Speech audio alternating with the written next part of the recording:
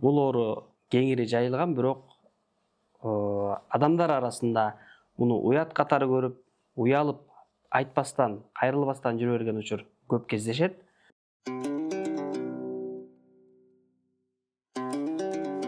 Салам достор. Биз бүгүн биринчи байлык ден соолук подкастында эркине баш ийбестен заара кылуу темасында сөз кылабыз. Бул тема боюнча кеңири маалымат берем деп Авиценна клиникасынын уролог дарыгери Мусакеев Шайлоо конокто. Кош келипсиз. Саламатсызбы? Эркине баш ийбестен заара кылуу деген бул эмне? Бул эркине баш ийбестен заара кылуу деген бул өзү эле айтып турат. Адам өзүнүн каалоосу жок эле бул заара чыгып кетүүсү. Заара түтүмүнөн заара чыгып кетүүсү. Бул ооруда кандай белгилери болот? Бул ооруну биз 3 түргө бөлүп алсак болот. Бул ургенттүү деп коет, жана шашылыш. Андан кийин стрессовый недержание деп коебуз. Андан кийин аралаш. Бул жерде жанагы ургентный деген шашылыш заара кылуу деген ошол көбүнчө бул айымдарда кездешкен үчүн заара кылып жаткан заара табарсак толгондон кийин даратканага барайын деп жатат. Ошол учурда даратканага жетпей эле зааранын өз алдынча чыгып кетүүсү. Бул ошол шашылыш. Андан кийин стрессовый деп коет. Стрессовый дегенде бул кандай?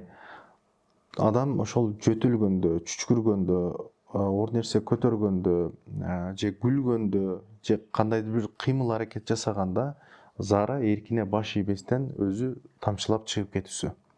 Анан жанагындай аралаш деп коебуз. Бул аралаш деген бул жогоруда айткан экөөнүн бирдей кайталанышы. Кээ бир учурда табарсак толду даратканага жетпей чыгып кетүүсү, же болбосо ошол учурда эле жөтөлүп, чүчкүрүп же күлүп койсо, же катуу эмоция калтырып кое турган болсо дагы ошол зааранын чыгып кетүүсү. Бул ошол 3 түр менен белгилеп алсак болот. Бул оору эмне себептен пайда болот? Бунун себептери көп. Жанагындай кээ бир учурларда гормондук өзгөрүүлөрдөн кийин жанагыл менопауза деп коет. Ошол учурларда дагы гормондор жана эстрадиол, женский гормондор дагы түшүп кеткен учурларда дагы ушул нерсеге алып келет. Эркине баш ийбестен заара кылуу. Андан кийин төрөттөн кийинки кесепеттер, жанагыл бала плод ошол чоң болуп калса, өлчөмү чоң болуп калып, ошол төрөт учурунда табарсак жакка сезгенүү, жанагындай травмаларды алып келе турган болсо, ал дагы заара кылганга жанагындай мешайт этип коюшу мүмкүн. Андан кийин семирүү, семиздик учурунда дагы ошол табарсыктын булчуң эттеринин алсыз болуп калуусу. Булчуң эттери алсыз болуп калган учурда дагы жанагындай заарасын кармай албай калган кездер болуп калат. Андан кийин көбүнчө жанагындай боюнда бар айымдарда да байкалат. Боюнда бар айымдарда жанагындай матка чоңоюп отуруп, жанагыл эменин табарсыкты басып калган учурлар болот. Табарсык толгондон кийин ал табарсык өзүнүн объему толгондон кийин ал үстүдөн басып турган учурда заара чыгып кетип калышы мүмкүн. Ошол учурда да болуп калат.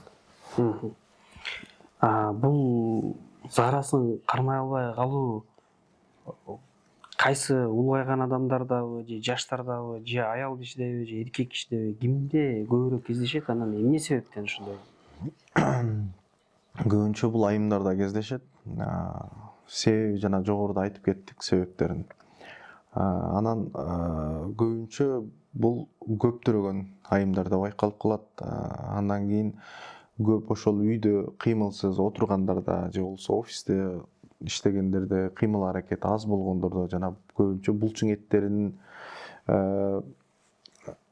жанагыл алсыз болушунда да байкалат. Андан кийин жанагыл опущение деп коебуз, ошол матканын түшүп кетүүсү, ошол табарсыктын жана басып калуусу, табарсыкка күч келүүсү дагы көбүнчө ошол айымдарда байкалат. Андан кийин эркектерде кандай? Эркектерде жанагы гиперактивный мочевой пузырь деп коет, ошол учурларда көбүнчө байкалат. Андан кийин простата безинин аденомасын хирургиялык жол менен алдыргандан кийин дагы ошол заара кармай албоого алып келип калат. Бул учурда ошол көбүнчө жогоруда айткандай ошол айымдарда жашоо шартына байланыштуу көп байкалат.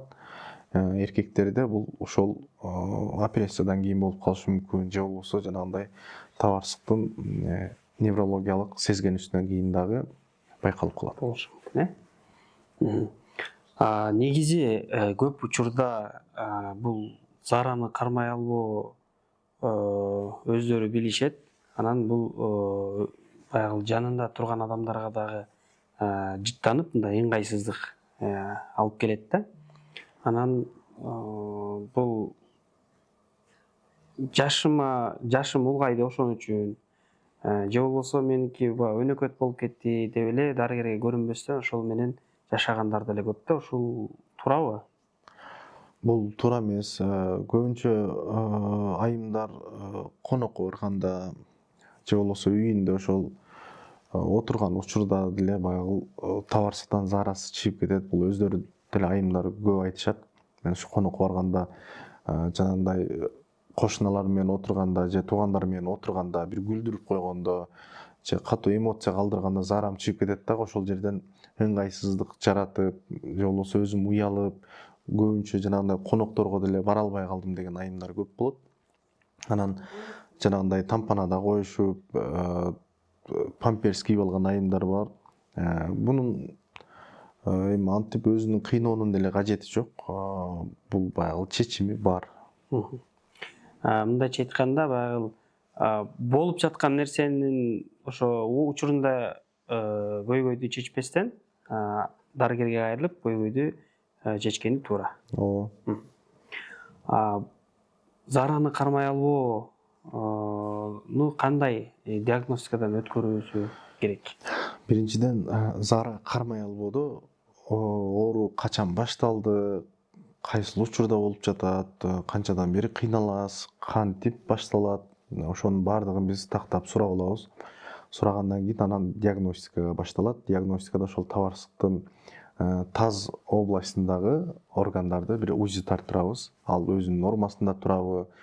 Андан кийин заара толгон учурда табарсыкты тартабыз. Андан кийин тартып бүткөндөн кийин дааратканага жөнөтүп, кайра заара толук чыгарып бүткөндөн кийин келип кайра тартабыз. Андан зааранын калдыгы калабы, калбайбы аны дагы аныктайбыз. Табарсыктын өзүндө проблема барбы, көйгөй барбы, жокпу аны аныктайбыз. Андан кийин жанагындай гинекологический кресло деп коебуз. Ошол гинекологический креслодо табарсыкты толтуруп, толгондон кийин андан кийин жанагындай пальцевое исследование деп коет. Жанагы ошол уретра деп коебуз, заара чыгуучу түтүкчөнү табарсыкты толтуруп, күч келтирип, жөтөлтүп, чүчкүртүп көрөбүз. Ошол учурда заара чыгып кете турган болсо, анан пальцевое исследование дегенде ошол түтүкчөнү кармап турабыз.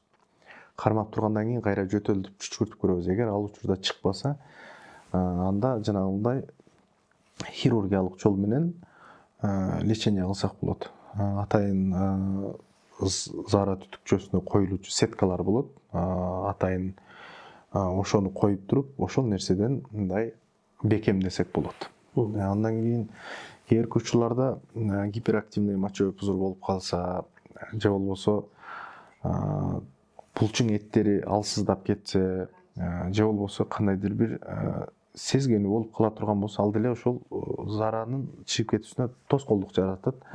Ал учурда биз дары дармек менен лечение кылсак болот. Жанагындай булчуң эттери алсырап калган учурда биз ошол жанагы көнүгүүлөрдү жасатканга аракет кылабыз. Көнүгүүлөрдү бир узак убакытка жасаткандан кийин булчуң эттери бекемделип, ошол табарсыкта жанагы таз областындагы булчуң эт бекемделгенден кийин ошол көйгөйдөн кутулса болот. Биринчи ошол диагностика жасап алгандан кийин белгилүү болот. Авиценна клиникалар тармагы 2000-жылдан бери ден соолугуңуздарга кам көрүп келебиз. Биз бардык медициналык тармактарды алдын алуудан баштап заманбап хирургия чейин бир жерге топтодук. Бишкектин 5 филиалында сизди заманбап жабдыктар күтөт. Компьютердик томография, рентген, гастроскопия, колоноскопия, УЗИ жана ЭКГ. 100дөн ашык жогорку квалификациялуу дарыгерлер сиздин ден соолугуңузга кам көрүүгө даяр. Авиценна клиникалар тармагы ар күнү сиздин жашооңузду жакшыртууга аракет кылабыз. Биринчи байлык — ден соолук. Мен көрүүчүлөр жакшы түшүндү деп ойлойм. Себеби бул жерде биринчи жана сиз айтып өткөн кайсы түрүн дагы аныктап, анан ошол түрүнө жараша гана дарылоо мүмкүн. Эгерде ушул сиз айтып өткөн оорулууну убагында дарылабаса, кандай жана осложнение деп коет, кесепети болушу мүмкүн? Бунун кесепети кандай? Эгер зара башында аз-аздан чыгып баштайт. Бул биринчи багыл даражасы, жеңил түрү. Аз-аздан чыгып, бир аз чыгып калат, аны мындай чыгып кетти деп мындай кенебей жүрө бериши мүмкүн. Андан кийин ал убакыт өткөн сайын бул көбөйүп башташы мүмкүн. Кийин вообще эле мындай зарасын кармай албай калышы мүмкүн.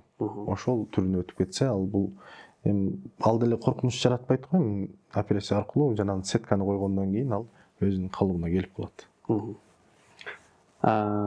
Бул багыл зарамы кармай албай атам деп эле өзүн ыңгайсыз сезип, сиз айткандай жанагындай көп адамдар чогулган жерге бара албай калбастан, өз учурунда дарыгерге кайрылып, көйгөйүн чечип алганы туура. Эң туура ошол, эч качан уялбагыла. Бул зара системасын ошол уролог дарыгери карайт. Уролог дарыгери ошол туура диагноз, туура лечение, туура көрсөтмө бере алат.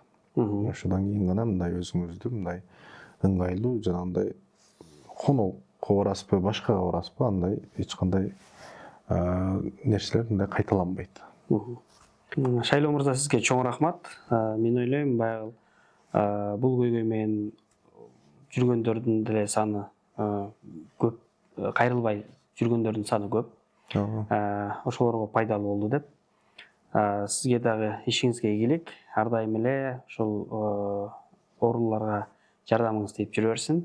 Ден соолукта болуңуз. Урматтуу көрүүчүлөр, биринчи байлык ден соолук подкастында кызыктуу суроолоруңуздар болсо комментарийге калтырыңыздар. Бул подкасттын демөөрчүсү Авиценна клиникасы. Авиценна клиникасы сиздин ден соолугуңузга кам көрөт.